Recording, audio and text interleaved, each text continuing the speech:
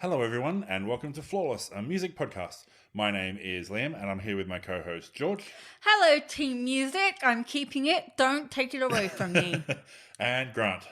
Hello there, music fans. If you say if you want her to stop doing team music, you'll have to come up with something better. So every episode of Flawless, a host or a guest nominates an album that they think is flawless and we discuss how they discovered it, what they love about it and what makes it flawless for them. We have a Facebook group. It's called Flawless Friends and Family, and it's where we discuss all things music that we love and that you love, and we post in there about upcoming episodes and what albums are nominated, except this time because I forgot. You can find the link in our show notes. And of course, we have a Patreon. You can back us from as little as $1 a month, and you get early access to all of our episodes, access to our bonus episodes, and that warm, fuzzy feeling inside that you're helping us spread the Flawless love. You can find us at patreon.com/flawlessamp. Ta-da! Thanks, Liam. Canned Thank intro you, finished. Liam. Everybody feeling relaxed, comfortable, good to go. Scolded, partially. It's a little bit... A little bit off. At least you got the Facebook name right. Yeah. Yeah. So, in this podcast, this evening, this afternoon, this morning, whenever you happen to be listening, we have a guest. Yes. Would you like to introduce yourself, our welcome guest? Hi everybody, my name is Joe Woolley. I have a music management business called Alien Lane Management, and I look after some Brisbane bands, Scream Feeder and Tape Off. Woohoo! There Love you those go. guys. Love Cool, them. man. I have their vinyl. Yes. Yep, we got another couple of projects. We got a band called the Valerie Trails that was half a US and half an Australian band, but they're all back in Australia now. They've got a new record out. They're about to go on tour. And when Tim Stewart and friends delve off into their side project We All Want To, then I get the job of managing that as well. So That's keeps me really busy. exciting. Fantastic. Where can people find out more about Alien Lane Management and what you're up to? Really just the Facebook page. Mm-hmm. Should be a link from any of the band pages, and yeah, but it's all about the bands. It's not it's not a big fancy company anymore. All good. So can I ask you, like, these bands are relatively... Those Screen Feeder have been around for a while. Mm-hmm. But what were you up to before you were doing this management company? Well, I've always done this since about 1992. Mm-hmm. It's just that I came into Screen Feeder later on when I was already working with We All Want To, and there would be a clash every now and then. So I said, maybe you should let me look after your bookings. And then it progressed from there. So I've always done it, but it's always been a part-time side project type of thing. And always in Brisbane? Yeah. There you go. Nice. Yeah. Love it. So, and you are at 4ZZZ at Screen Feeder before you were here today. There was a community radio event in the car park, and Which are classics. they are classics. And so Scream Feeder belted out some songs. If you were listening to Triple Z tonight, you would have heard them. If you were in any of the apartment buildings nearby, you would have heard them. So I didn't even know Triple Z had a car park. It's Yeah. on that Yeah, little they- island in the middle there. I'm not sure there's any cars that park in there, Yeah. but I guess people put their skateboards there or Yes. something. Yeah, there's bikes usually. Like, 'cause I used to do volunteering at 4ZZZ, and people used to put their bikes up against the railings. So that was exciting. Cool. But yeah, so basically, you are a stalwart of the Brisbane music scene. I That's have it. seen a few things. I can't remember most of them, but I've seen a lot of things. Perfect. Nice. Would you like to tell us what album you're nominating today? Today's album is probably not a well-known album, but it's from an American band called the Wrens, and the album is the Meadowlands from 2003.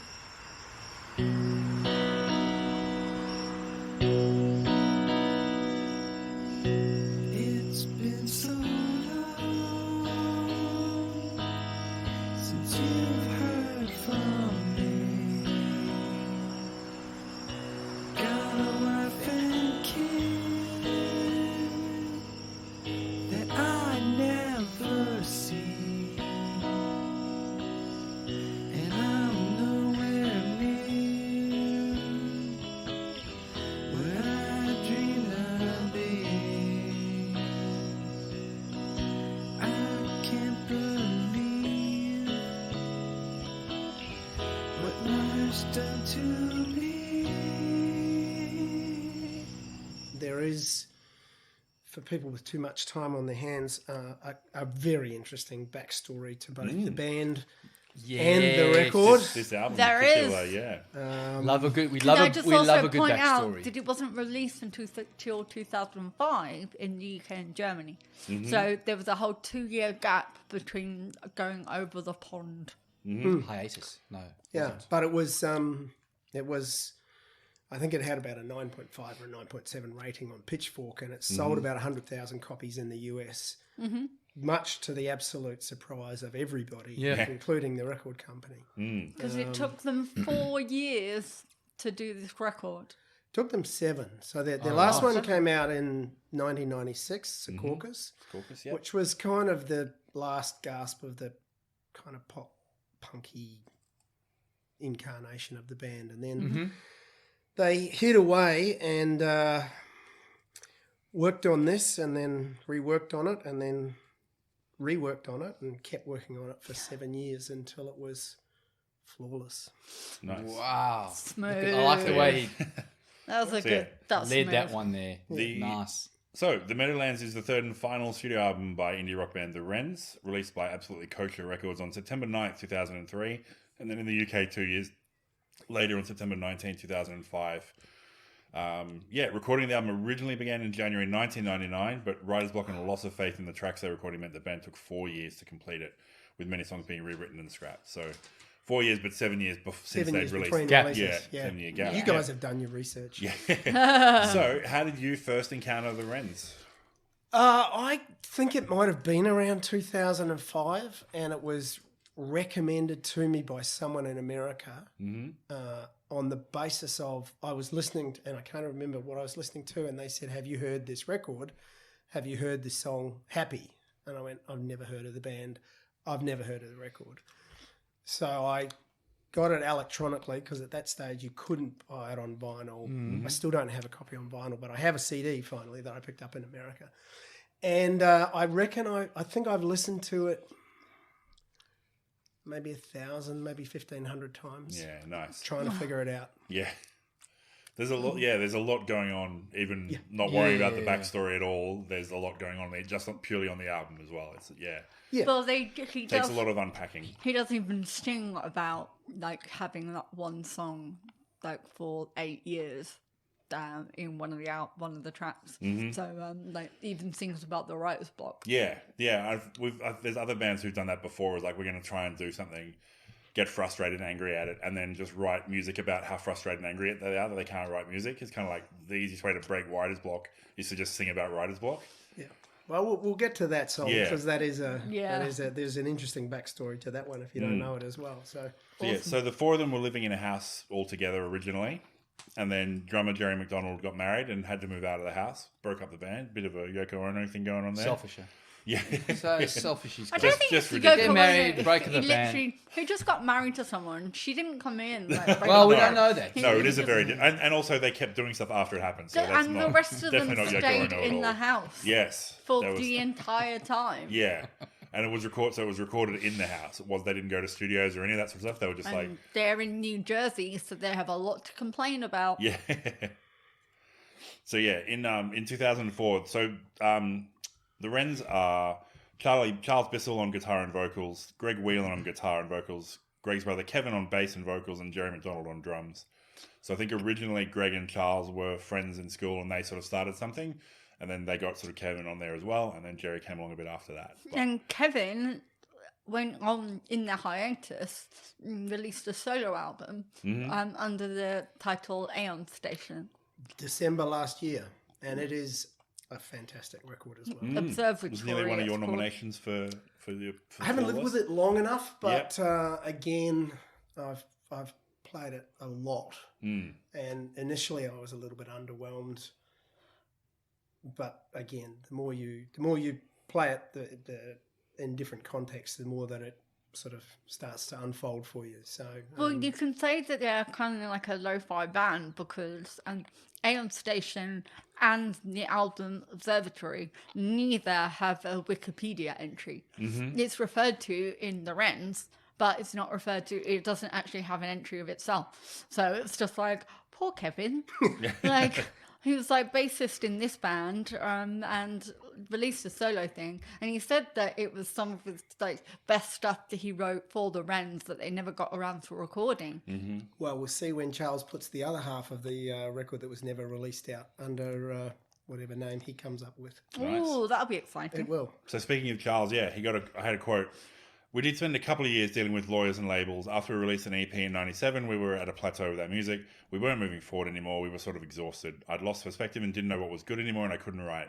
We needed to crank out another album, but weren't sure why. There seemed to be no end in sight because every song sucked, every idea was bad, and we didn't know what to do. But from what I understand, from what I read, is like they took a lot of that material, even still, like they wrote some new songs for the album, but they still took some of that material and then used it and layered it and did stuff with it. I believe they just deconstructed it and, even used the original drum tracks because you can hear there's just it's just the lowest of lo-fi on the drum tracks. Yeah. So they had no money, no budget at all. They weren't having a label, giving them money to do stuff. So it was just recording it when they could. And they had countless overdubs, just laying layers. And that eventually led to it, decaying, and that gives it that lo-fi sort of sound to it as well. It does. Because their first album is on one of my favourite records labels of all time, which is Saddle Creek Records, which is like Bright Eyes and stuff. And so, and again, it's referenced in the lyrics, which we'll get to. So this one came out on a record label where I had no idea of any of the other bands, but they still had such acclaim when it came out that they like reference the record labels and management before them that they missed out on or they missed, which I thought was really interesting. George, Hello. had you heard of the Wrens before it got dropped into the group chat? No, I'd not heard of the Wrens. It would have been like in 2005 when it came out. That would have been in my Bright Eyes era, so it would have been on my radar, but it never showed up in my radar. So no, like musically, it was in my wheelhouse. But just didn't happen for one reason But or another. it didn't happen, no. So I guess I can't think of any of the songs that would have been played on the radio. Yeah. I hadn't heard them before, so it was a completely new listen for me. And I didn't find anything that was singles released from it either. It didn't feel like they went on a big thing of like singles and B-sides. They were just sort of, they're probably so exhausted. It's like, thank God it's over. Just listen to it and we're done. Take it away. Take it, yeah. That's nice. Grunt. I like that thing that it's presented as a complete piece of art. Yeah. And you start at the beginning and you finish at the end and you then go, what the hell was that? Yeah. Yeah, for sure. Never heard of them. Never heard of them? Yep. I was, I don't know, multiple years into uni, and either 2003, 2005. Yeah. Well, it didn't even go to South Africa. No, I didn't know. No. Wouldn't have thought it would have got there at all. Yeah. No. So Yeah, there was a lot of stuff on there about the ratings, like you said, from Pitchfork. Lots of people rated it quite well, but didn't have any sort of chart or sales or anything like that. I definitely don't remember hearing anything on the radio in Australia. Like I was listening to Triple J dedicated at 2005. If they'd been played at all, I definitely would have heard them. So, and I'm the same. The name is vaguely familiar. Like maybe the kind of band that bands talk about sometimes is like, oh yeah, you've got to check these guys out, or when they're on Rage, they might play a clip or something like that. But yeah, I'd never heard of them, a song or anything like that. Okay. So it starts with outside noises. Like Crickets. yeah, crickets. Crickets, What like happens with crickets? Twitterbird, yeah. Frogs. I don't Like know. literally, it starts, and the album artwork is like a cabin Outhouse or in the something, woods. outhouse, but yeah. Yeah, a cabin in the woods in sepia tones, and so when it starts with like outside noises, it like made perfect sense that it felt like they were out in a cabin recording this lo-fi album. Yeah, I assume that wasn't the actual house that they were living in. Like I assume it was I doubt a bit it. nicer, but yeah, it gives the you album- that vibe straight away of like these just guys just almost like they just flicked the switch to start recording and then just started playing. And the cover has a little bit of a, REM murmur vibe to it that provides a little visual clue that maybe there's some intelligence at work here. Yeah, totally. And the guitar strumming comes in, and then the vocals come in, but there's a silence for like 30 seconds before the guitar strums like 4 times. It's like a minute 22 Like it's not a Yeah, long super song, short song. but The- it's got lyrics in it. And I'm nowhere near what I dreamed I'd be. I can't believe what life had done to me. Luke buddies. Lyric buddies. Second line. Yeah. Been there. believe That's what I what's done wrote to me. was been there. And then the crickets and the frogs after that. yeah, well. Yeah, absolutely. because it's so short, so it just goes Yeah. straight to that. Which carries on into happy. So Yeah. before we do that, though, so that's Jerry McDonald's song. That's the drummer who got married and left the house. Selfish. And his whole thing is, because the bit before that, it says got a wife and kid. So he's thinking about his own situation of like having almost been drawn away from the band and the comfortable environment he was in by going away and getting married and having a kid. But it's literally the only song he wrote on the whole album. It was just like, here's this little thing of me. The house So- that guilt built. Yeah. So Which way? this is the Ringo song, but it's a good one. Yeah. Yes. It's short, but it's beautiful. Yeah, And it's it really is. sweet. thematically, I mean, if you want to read anything into the record, there's a lot of obviously disappointment and facing of men going into middle age and feeling like they've wasted their lives. And Because they were 35 at the time, which is younger than I am now, so I'm not accepting middle aged. But Depends on how long they- you lost. I mean, so we could be. You put two albums out and you're living with your four friends in one house and you're 25 and 26 when they come out and you're like, this is going to be great. We're going to be friends forever. I remember that feeling of friends forever, living in a house with all my mates. And then like you think it's just going to be like that way forever. And I wasn't even in a band. I was just like really good mates. And then people start moving out and it feels really disconsolate of like these people leaving. You thought, obviously realistically you knew it wasn't going to be forever, but something in the back of your head was like, oh, maybe it'll just be comfortable like this forever. I could not And then- wait to get out of shared houses because people kept leaving cereal on bowls, and it goes to like cement, Yeah. and it just doesn't come off. Oh yeah, share houses are the worst. But like, so like There's a romanticism. you're to it. 26 and there's romanticism and you've got a band and you're probably touring and you've got two albums under your belt and you think this is going to be great. We're going to be a couple more like this will probably be superstars. And then 9 years go by and you've just got What have you done? You've got Like 9 years. nothing. Like, Yeah, it's a long they time. were like, this is In that period as well. Like, Yeah, Well, we'll get to the song 13 Grand. yeah. Oh, and that's a nice one too. Yeah, but you talked about the song Happy. Yes. Well, Happy the was- one that was led you. Happy was the key for me because it's a pretty long song and it's obviously pretty bitter. Yes. So it's the 'Cause break. it's It's, not it's a breakup song. Actually, Yeah. about Being happy. being happy, right? I know, it's like it is it tricks you, right? You think it could be happy, but then it is misleading. It's misleading until right through the song, the band are kind of stumbling. It's not really together. It's not musically. It's not really together at all. And then it gets to that sort of outro, and there's a pause, and they come back in, and the guitars come back in, and they're weaving. Yeah. Nice guitar work at the really end, well. I've written. When you Yeah. start, And it's all back to me. And it's all back to me, and and it all comes into focus, and it's perfect. Yeah, and and that swirling, not a shoegaze, but something that maybe lives a couple of suburbs away. I just thought that was incredible. I just thought- remember playing it over and over, going, And "What is this?" He lifts up his vocals in the second half, so he's almost belting them and bellowing them in the second Yeah. half. So there's that confidence again. Is like, maybe a bit in your shell at the start of the song, and we're not quite nailing it. probably a good And then something nails in the second half, and you just lift up into that second half. but considering it came out in 2003, it had a real 90s vibe to it. Like it's like they'd not finished With the finishing 90s. their albums in the past, and they came and they carried on, and it was like this album could have been the follow-on album to the previous one. So it had that real 90s vibe, but it did have the lyrics of You're the one I want.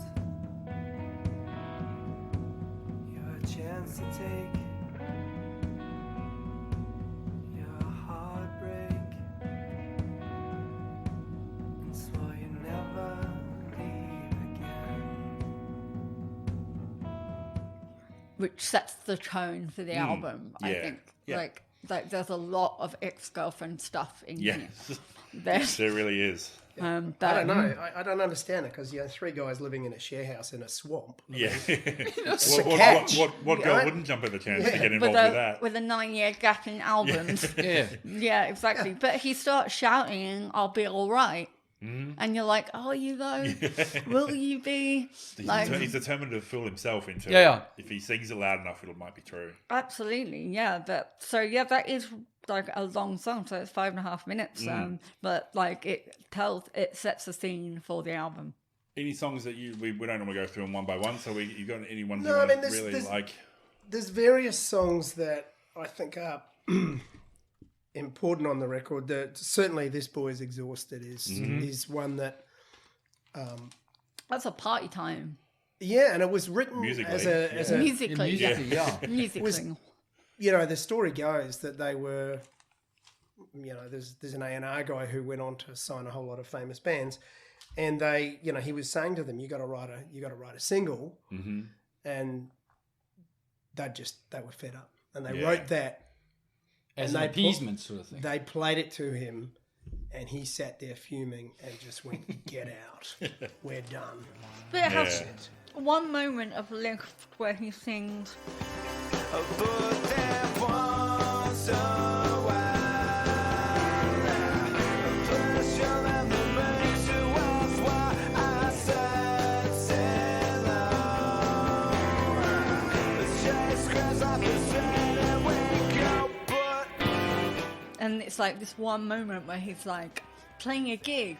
This is where everything feels fine again. Yeah. But the rest of the song is just a downer. Yeah, don't make me, don't make me write about what you know. Yeah. It's Yeah. not worth writing. Yeah. This Yeah, is- that's what he says is, what I know, it's not worth writing. I can't tell a hit from hell.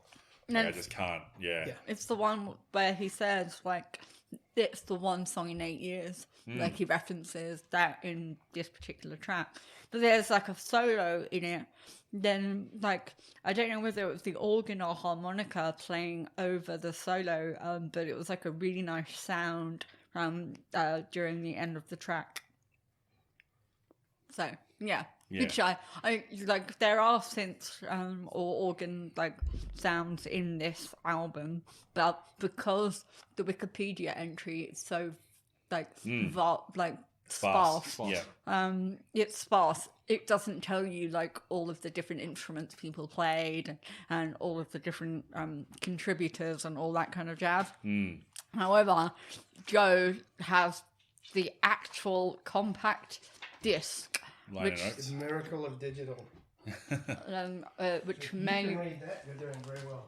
well, I'm wearing. So Joe, contact do you lenses. reckon like they with the A&R guy there and they've done this song? Do you reckon they just were scared to step to the line and cross like the Rubicon or what are you going to call it? I don't think it was fear. I think it was absolute anger and frustration. And apparently, the song did not sound like that when they played it for him. Yeah. It was loud and it was pretty obnoxious. And it's like, we're fed up with you. And he's just gone, we're done.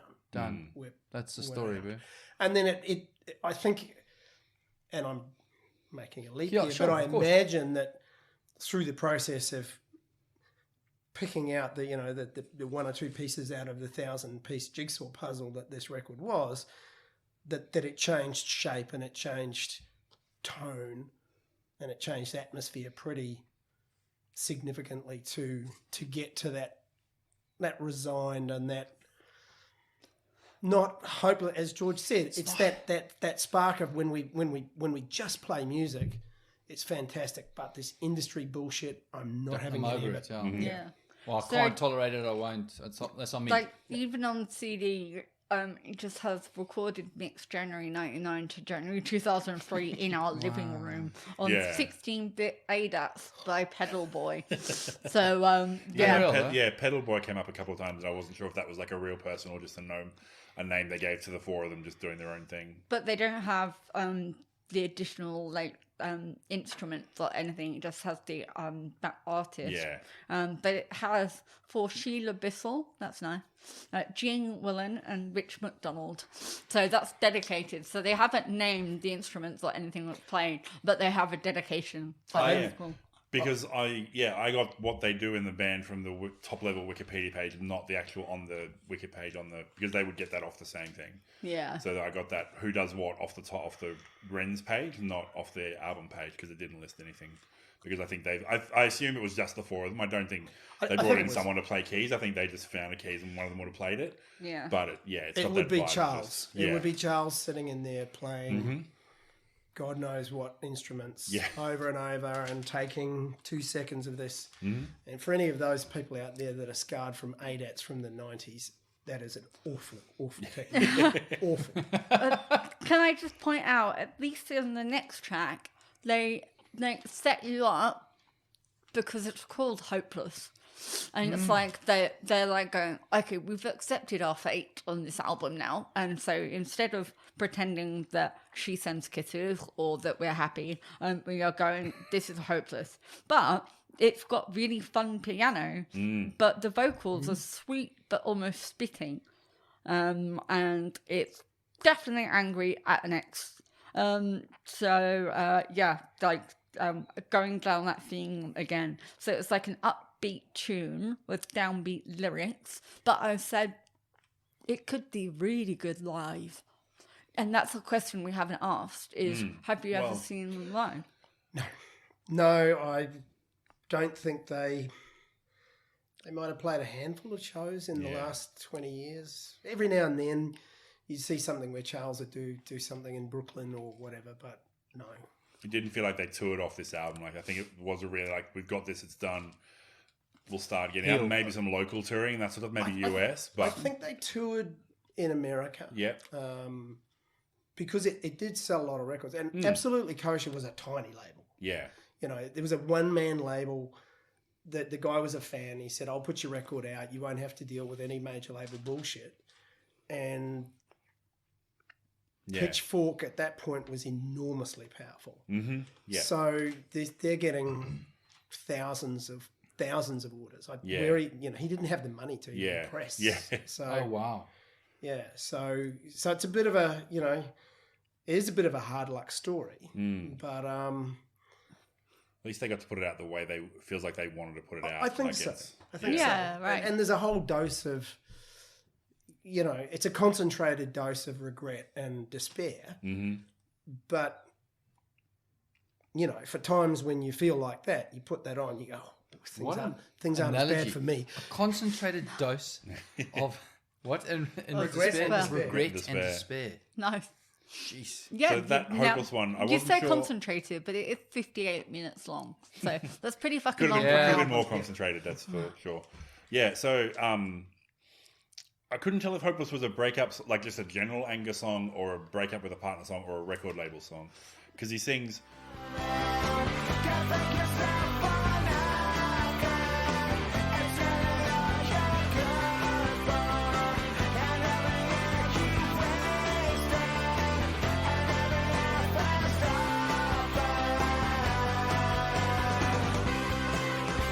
Lyric buddies. Nice. So the first three lines of that is like it could be either way, but you don't think about a romantic breakup as in every half-ass offer. Like that felt like a record or some Commercial, kind of music some sort industry of commercial involvement. business. So I wasn't sure but it might have just been general anger in I feel it's general. self-directed. Yeah, well, it could be. Yeah, it could be. Okay. You every half-ass offer you got was your fault and that sort of thing as well. Yeah, so, fair. Yeah. Yeah. So Like he expels quite a lot of anger in the album. That there are certain moments of introspection that come through. Grant. Yes. Any double tick songs from your Oh, catalog? 13 grand. 13 grand. Right. Come on. Nice. Hey? So there you go. It's a softer, like that acoustic number, Yeah, like nice. the synth or the sultry violin piano sort of and thing. guitar slow, and boys you won't. Bit of an epic, I've said. There's Drumsticks in the background there. And drumstick, yeah, and there's little guitar flourishes. But he says the lyrics that I think I felt in the past.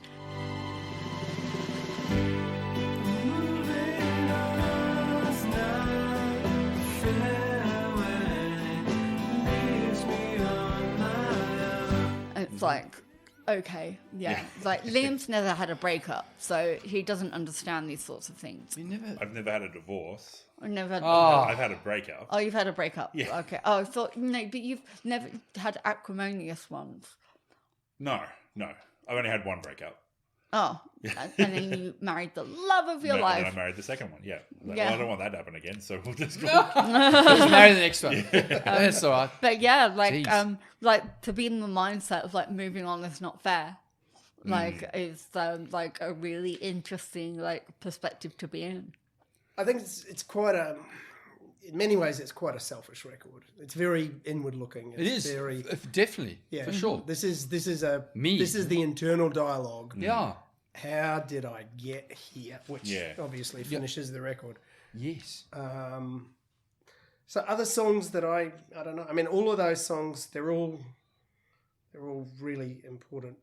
But the other one that really stuck out to me was, Everyone Takes Sides. With particularly when I first heard it, that super distorted guitar. Where you go, it's got to be a mistake. It's got claustrophobic. It made me feel claustrophobic. That little guitar wobbling at the start. I'm like, Yeah, right. oh, it's giving me shivers. Like, what is going? What are they? And then it breaks out of that to sort of do a bit of expansive. Big bit. chorus, yeah. It's got that tiny little bit of keyboard synthesizer, whatever it is, crystal clear. Yeah, So straight away you go, that distortion is deliberate. is a choice. Yeah, totally. And that song that's the manifesto. That's to me, that's the kind of essence of the record is, which side are you on? We've spent all this time, wasted all this money in this shitty house in the Meadowlands to make this record. Yeah. You better choose sides. Because this is where he actually acknowledges that. And yeah. he says he's done all these things. He's living on 13 grand in a year, which is nothing. And he's looking at it and going, well, at 35, he makes a good 17-year-old. Because that's the kind of mindset he's in, going like, that's how a 17-year-old would live in a shared house with these dreams of like making it big as a band, losing all of his girlfriends, which he names in later songs. Yes. And so he's got the mindset of saying, I'm 17 years old. And that was like clarity for me. Yeah, I think as much as it's like self-deprecating and he occasionally says some stupid stuff like it's not fair for you to move on, I think that he's also self-aware enough to know that's a bad thing as well. Like it's not going, he doesn't genuinely 100% believe it's terrible for them to move on, but he's like almost like, this is what I feel in the moment. And I'm sure later I'll think it's a stupid thing to think, but I'm just going to put it into that song. Like, he felt self-aware enough to not go, are you really saying that? Like, it's, yeah. There's really good guitar in that one. So there's big chorus. In which one? Because I think you're talking Sorry, about and different songs on the everyone one. chooses sides. Okay, cool.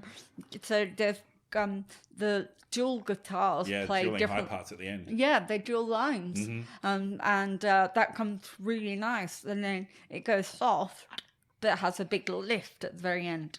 So it's like a ebb and flow kind of track. And those pauses, those Deliberate if you silence. break down the structure, it's an inconsistent structure. It's not there's very little conventional songwriting on this record. Yeah. It's all parts. You can tell it's been assembled out of things. Yeah. Be hard to play. But that one in particular, there's pauses, there's different numbers of bars, there's stops and starts and bits that repeat, and it keeps you slightly off balance. You know it's a big rock song, but it's just Just on the twisted edge. enough to be, unexpected. Yeah.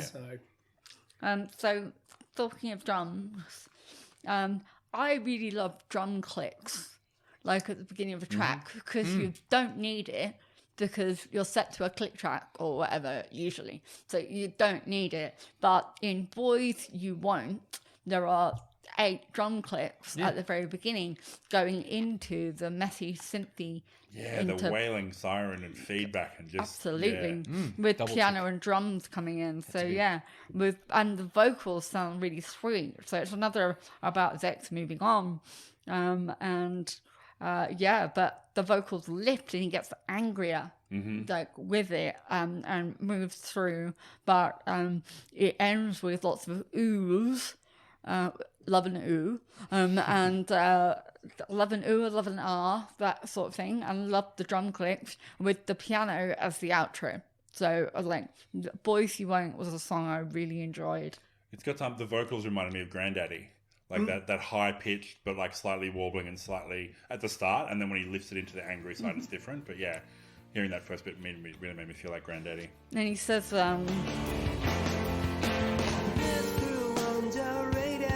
Getting jaded to wind up with no one.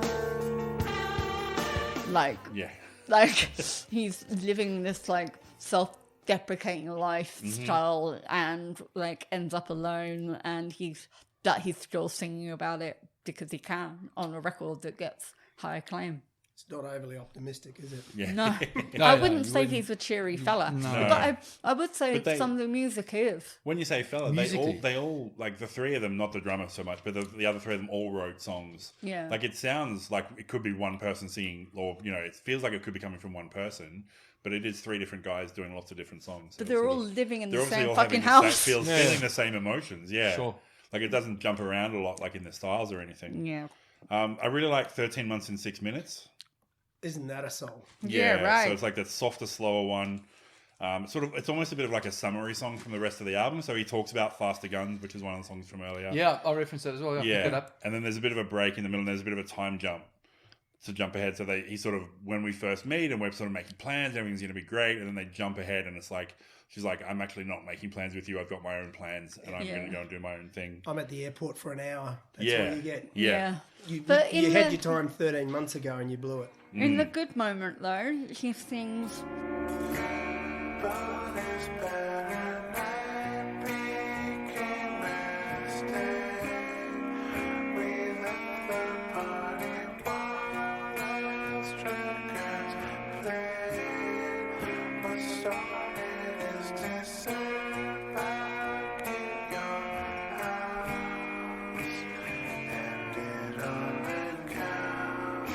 And that's like a really good date. Yeah. Like going to a party with records and then eating dessert and then ending up on the couch like making out or screwing or whatever. I Because don't there's know. a bit later where he talks about, now I'm just a footnote.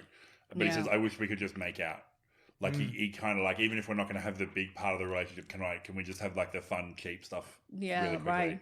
But there's a harp or lap steel in there too, like doing like playing with the guitar solo, and then the guitar it all drops back. There are at the end, the song changes tempo completely, but not in a moment. There's overlapping bits of tempo. There's one bit where they're Yeah. playing different tempos over the top of each other, and then one of them disappears. The one that was there first disappears. So it's like a tempo change, which we've all seen, and I normally love a good tempo change, but normally it's a flow. Whereas this is just like two completely different things that he's just overdubbed on top of one another, and they Exactly. overlap, and he's just going, yeah, fuck it, So one guitar becomes alone, yeah. and then the second guitar joins, and then they ramp up for the outro, but then fade out. And it's like a really like a fun way of like getting the instruments to like play up, like to go from like partway through the track solo and then adding one by one to ramp it up Yeah, into a full band. so weird. Yeah, it's cool. But that was like the longest song, 6 minutes 50. Yeah, because it's 13 months. It's got that.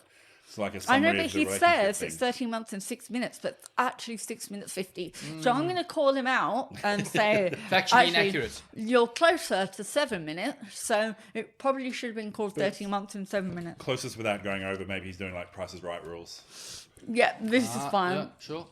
No running up though. We've talked about the ex-girlfriend, so quickly touch on ex-girl Yes. collection. Singing about ex-girlfriends and how he's been seeing multiple women. And then it's just, I'm glad I know that they're self-aware, because his whole thing, and I haven't got the lyrics of it, but it's like they find out about each other and then suddenly, why are they acting so crazy? I was like, no, dude, This You. should not have This been is on doing you, this. This bud. is, why are you telling? It's that whole calling women crazy when they react in a perfectly logical way to what the circumstances they're in. Because there is Anne, Britt, and Beth Yeah. in that song, and no wonder they're pissed because, like, Anne finds Beth's letters, Yeah. and they're all kisses and Hugs stuff and- like yeah. and everything like that, and you're like, well, not Was there surprised. something in there as well about like? Was they supposed to throw, like, he didn't think it would be weird for him to keep them or something? Like, Yeah. It's a throwback to She Sends Kisses, Yeah. which is Beth's postcards, Right. Exactly. where she's, sending him nice notes saying, "I wish you all the best," but Yeah.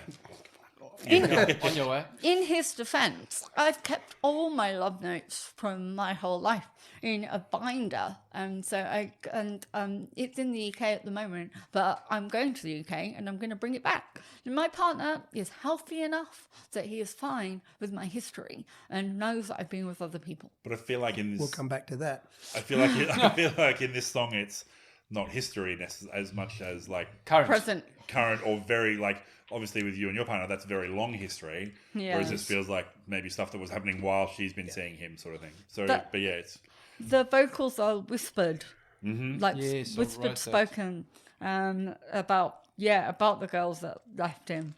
But yeah, it was just a really nice change from his ways vocals usually were. And almost over each other as well. Through that one. yeah, Whoop, whoop, whoop. 2 stories going. cool. I did want to quickly touch on She Sends Kisses just because it's got one of my favourite lines from the album in there, like a folksy acoustic Americana, and he sings. Past clumsy crushes beneath rapid. Hopes pinned to pulses hung and men's rumors. So just that idea of like these dudes who are like just bulking themselves up in mirrors and then like walking out there like that, and the women around them are like getting, oh my god, it's this guy who acts like that, but he doesn't because he's honed his appearance, he's honed the act to an exact thing, and then I thought it was really cool. Because it's a real lo-fi track with like piano organ in there and twinkly guitar lines, and the lyrics I loved were past 7 Wrens, which I'm imagining is a place. I read your 4 answers, your move, I'm Trey involved, move on, love Beth. And I was just like, like he's holding on to that one, like 4 messages. Yeah. Put all those in the cupboard. Oops, Anne's found them. Yeah. Oh, well. Yeah, and found them later on in future songs. So like Beth, he talks about a lot, like sending kisses and stuff like that. So like he's not a fan. Looking at the time, any other big things we want to hit on before we throw to Joe for a final pitch? Anything else you want to throw out there? No, good to go. I just liked this is not what you had planned at the end. Like it clears its throat. Yeah, coughs, throat clearing. Yeah. In the beginning. Then pick up the instruments. Then piano. So it's Piano. so it's just the piano. It's got that real vibe of like we just pointed a mic at something and then the guy did it himself and then walked around and sat down in front of it and did a thing. Which Absolutely. Just 2 verses, done. yeah. That's all. Yep. And 1 minute 37, just a way to outro the album. So We will throw to you for a final pitch on why the Wrens Meadowlands is flawless. look, I think that album is flawless in its mystery. It's, as I said, I've listened to it honestly more than 1,000 times. We've talked about the lyrics making sense, but in a lot of it, there's not really any making sense of some of the things in there. Some of it just it reads not like nonsense, but it sounds perfectly right. And I think there's it's just a very cleverly articulated document of a feeling or a set of feelings that you maybe have to live with them for a long time and own them and put them down on a record and then be brave enough to put them out, knowing that people are going to pore over those words and go, you're not a very nice person. So I think there's an honesty and there's a directness And then, as you guys have alluded to in the music, there's a certain excitement in the music because it's unconventional. Nothing about this record really would be how you would make a record. You just wouldn't do it. You wouldn't make it that way. You wouldn't put it out that way. It shouldn't sound that way. But it's, I just find it really powerful, and I find it quite comforting in a way, because it's able to put powerful, regret and disappointment and disillusionment and disenchantment, all those words, into something that doesn't date. Yeah. You can, it didn't sound like 2003 when it came out, and it doesn't sound like 2022 now, but it's still for me, a almost perfect piece of art. Nice. Cool. Yeah. Cool. George, final thoughts on the Wrens, and a thumbs up or a thumbs down? Okie dokie. So, never heard Wrens before. Figured should have heard the Wrens before. Like, in the wheelhouse of me back when I was 20. This is exactly what I should have been listening to. So, musically, I found no fault with anything in this. I loved drum clicks. I loved layered vocals. I loved the way the guitars interplayed with each other. There were bassy moments too. And I love good bass lines. And there were moments where the bass was mirroring the vocals, which was it's an unusual thing to do. So I really enjoyed that. However, I couldn't actually get over the lyrical content. From my perspective, I just figure he was 35 at the point of writing this, and he should have gotten over a lot of these things and not been writing about Beth and Anne and Britt in such a negative way, because I get the feeling he didn't mask the names either. Well, we don't know that. Well, I mean, the drummer has that opening song where he says how terrible it was that he got a wife and kid, and he's the only one in the group who has a wife and kid at that stage. So it's like, this is true. Who are you? You're not. You should be hiding this a little bit better. Yeah, absolutely. So I figured the one moment where he owned up that he was living the lifestyle of a 17-year-old, I thought was the most introspective and perfect moment, because he was owning it. But then he carried on with his lyrical stylings of being mad at women, and all I wrote down was, you're the common denominator here. These women, judging by his lifestyle, these women weren't the problem. He was living in his heyday of being a musician, living in a shared house on 13 grand and wondering why they wanted something more. And he was really bitter and angry and stuff like that. At them.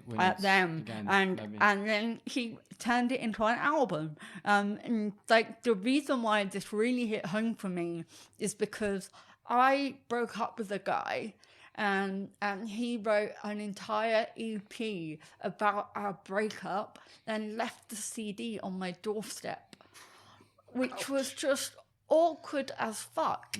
And you still have it? Yeah. So we got back together. Flawless. Oh, we got back together for another 18 months. Mission accomplished. Yeah, right. He had to try and change some of the lyrics when they went on tour. It was awkward. But yeah, so from that perspective, but he was only 21, and you can kind of forgive him. But at 35, I figured you should have moved on. Kind of forgive him. So basically, musically, I found this album to be completely flawless. Vocally, I thought he was absolutely excellent, but lyrically, I couldn't move past all of that kind of stuff. So it's not a flaws from me, but I'm really glad I listened to the Wrens. Cool. Grant, there you go. Final thoughts and a thumbs up or a thumbs down? Yeah. So also, totally blind, never heard these guys. Lots to like about it, lots of double ticks. What I didn't like at the end, and it's you guys loved it. 13 months. What? 13 months in 6 hours. 6 minutes. And then why finish with "This is not what you had planned"? Oh, yeah. Why, man? Why? These guys could have stopped at everyone chooses sides. Cool, sorted, no problems. But the last two tracks, and especially with the howling, as I've written here, but baby as he's howling, and then he says, "Something's not right. This is not what you planned." Every time that I play that and my wife hears it, she comes in and goes, "What is that guy on about?" Yeah. But I And think Are you okay? it's the loop back to the beginning. Yeah. It's the thing of that, I can't believe what life's done to me at the beginning, and at the end, you Woe go, is me. this is not what I had planned. So, That- but it could, Love to of course, listen. be a complete work of fiction. Of Yeah. course, yeah, correct, sure. We don't know. We don't And here we are talking about it 19 years later, which is scary in and of itself. So thank you for listening, for bringing it. It was cool. I want to say no for those last two. Thanks, Joe. Cool. Yeah. Yeah. There you So go. yeah, we're running out of time, so I'll be quick. Yeah, same as Grant and George. Musically awesome. Loved all the instruments. They were really cool. Loved the just trying different things. But I felt like they needed a producer to come in and just a couple of the edges, just stand them down a little bit, and just why are you doing this? So the big ones for me were the last one where he screams the last couple of lines, and it gets loud. It's loud, and I'm just my ears are busting now. Why are you doing? Why is it so loud? And then the sirens that we talked about before, at the start of one of the songs, it didn't bring anything to me. I was just it just needed. I think they were worried that a producer might change their sound, or they had an idea of what they wanted it to be, and they're we'll stick to that and not.